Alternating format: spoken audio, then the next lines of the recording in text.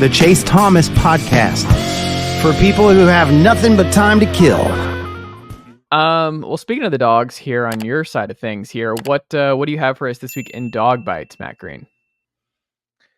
Well, first is, I would say, big time news from the city of Jacksonville, who's basically approved the renovations for the Jaguar Stadium. So it's at partial capacity 2026. I think they hold I want to say it's 60 something thousand, and that it's going to hold around 40 in 2026, and then nothing at all in 2027. So I think Georgia, Florida is definitely going back to campuses 26 and 27. Maybe it goes to, I don't know. It would be a shame if it went to Mercedes-Benz for 2 years or something. But yeah, hopefully that goes back to campuses. That'll be fun for a couple of years.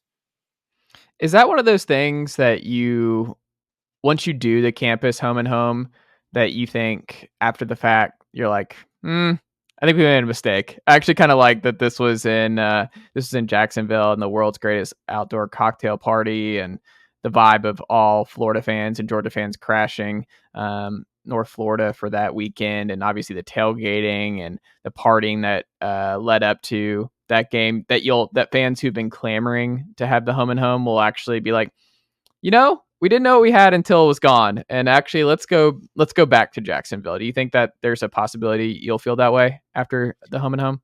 It's possible, but if it's just a temporary thing, then it's kind of I feel like the novelty of just doing it home and home. You might find out that you want to do this. For one, you could find out you want to do this every year. Why are we even going to Jacksonville? We had college game day here in Athens. Huge recruiting weekend. That's what Kirby Smart's always talked about. It's a pretty huge recruiting weekend to give up for what's not necessarily the highest ranked team you play every year, but it is basically the biggest game of Georgia's season every year, just kind of in general. So to be able to have recruits at that would definitely change things. But I kind of like the novelty aspect of it, that we might find out maybe we should just do this every 10 years, go to each other's campus, but then we keep the Jacksonville thing alive. But yeah, I don't know if there's any real talk to just end it in Jacksonville, but I'm just assuming if these 2 years or the renovation is going on, I think it's got to be a home and home for those 2 years. Yeah, but I guess my thing is that I do wonder if it's just one of those things where you do it and you're like, it's just so weird, because I think if you pitch Jacksonville now, right? We had been doing home and home for our entire lifetime, and someone says, we're actually going to move Georgia, Florida permanently to Jacksonville, the Jaguar Stadium, and we're going to call it the world's largest outdoor cocktail party. And we're going to do that every year. I think we would come on this program and be like, what? Why would you do that? Jacksonville? Yes.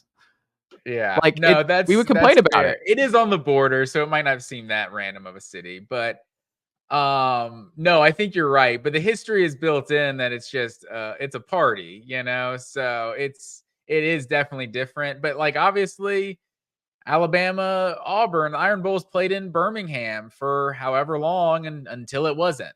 So now the Iron Bowl has lost nothing over the last 30 years being played on campus. So I don't know. It might be the straw, the straw that breaks the camel's back, because there are a lot of people that have been pushing for it to be on campus and kind of complaining about the city of Jacksonville and that sort of thing. But maybe if this renovation to the stadium happens, it kind of, makes that area of Jacksonville cooler, and people will be, more excited to go down there every year. I don't know. Maybe that's what they're going for. But I think just the fact that I want to say, was it 93, 94 or 94, 95?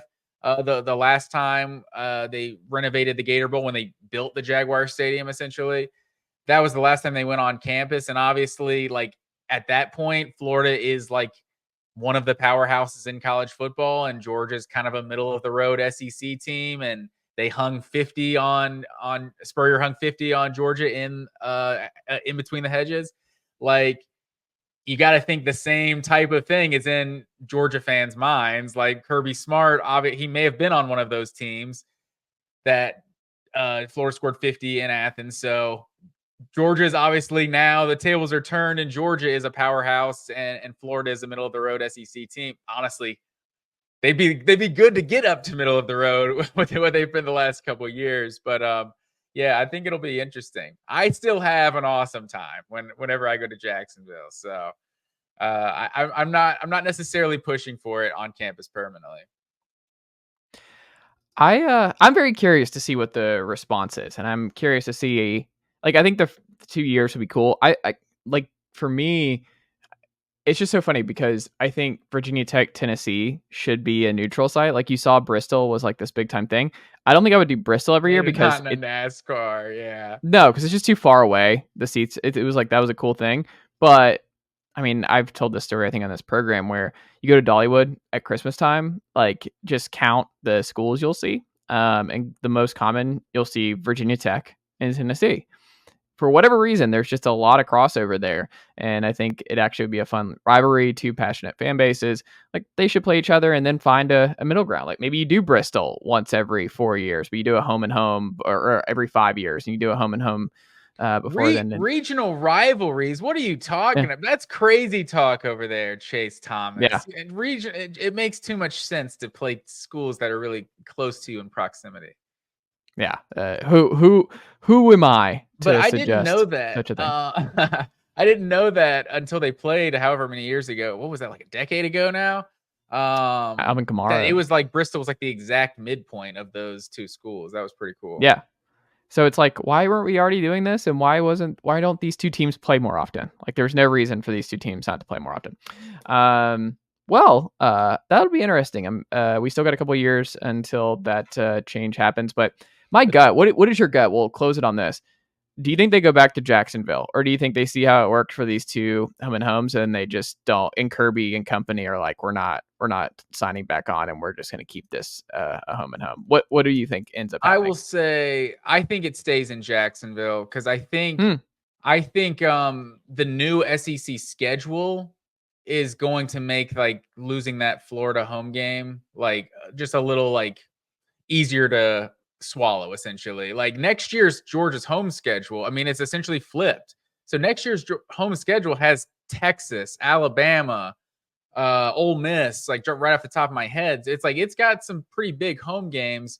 And then like you've looked at Georgia's schedule the last couple of years, it's like you were kind of the home slate hasn't looked great. I think this year's home slate doesn't look very good. It would be nice if you had that Florida game in Sanford Stadium, but I think ultimately it stays in Jacksonville because I haven't looked at the blueprints, but I assume they're going to do something pretty cool to the stadium if they're renovating it. So it might make it even cooler to have the game down there. And I'm sure they're going to try to do something to entice the schools to continue to want to have that game in Jacksonville.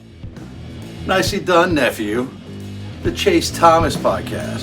Hell yeah.